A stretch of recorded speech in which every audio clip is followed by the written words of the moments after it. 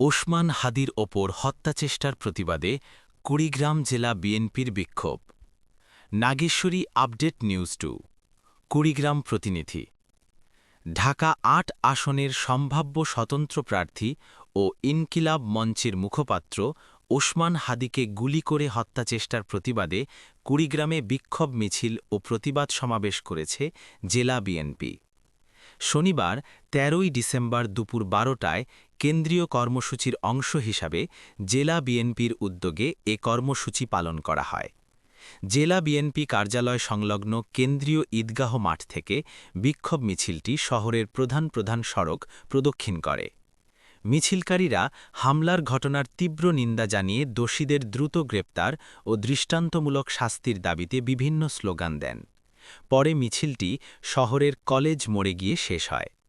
মিছিল পূর্ব এক সংক্ষিপ্ত সমাবেশে বক্তব্য রাখেন জেলা বিএনপির আহ্বায়ক মোস্তাফিজার রহমান মোস্তফা, সদস্য সচিব সোহেল হোসনাইন কায়কোবাদ, জেলা যুবদলের সভাপতি রায়হান কবির, জেলা ছাত্রদল বিজ্ঞান ও প্রযুক্তি বিষয়ক সম্পাদক সাজন হাসান, পৌর যুবদলের যুগ্ম আহ্বায়ক সাজেদুল হেভেন সহ অন্যান্য নেতৃবৃন্দ। সমাবেশে বক্তারা বলেন, আসন্ন নির্বাচনকে ভণ্ডুল করতেই একটি চক্র পরিকল্পিতভাবে দেশব্যাপী অস্থিরতা সৃষ্টি করছে। নির্বাচনকে কেন্দ্র করে বিভ্রান্তিকর পরিস্থিতি তৈরি করে গণতান্ত্রিক প্রক্রিয়াকে বাধাগ্রস্ত করার অপচেষ্টা চলছে। ভিন্ন মত দমন ও কণ্ঠরোধের উদ্দেশ্যে রাজনৈতিক প্রতিপক্ষের উপর একের পর এক হামলা চালানো হচ্ছে। বক্তারা এসব ষড়যন্ত্র প্রতিহত করতে নেতাকর্মীদের সজাগ ও ঐক্যবদ্ধ থাকার আহ্বান জানান। একই সঙ্গে হামলার সঙ্গে জড়িতদের অবিলম্বে গ্রেপ্তার করে আইনের আওতায় এনে দৃষ্টান্তমূলক শাস্তির দাবি জানান তারা।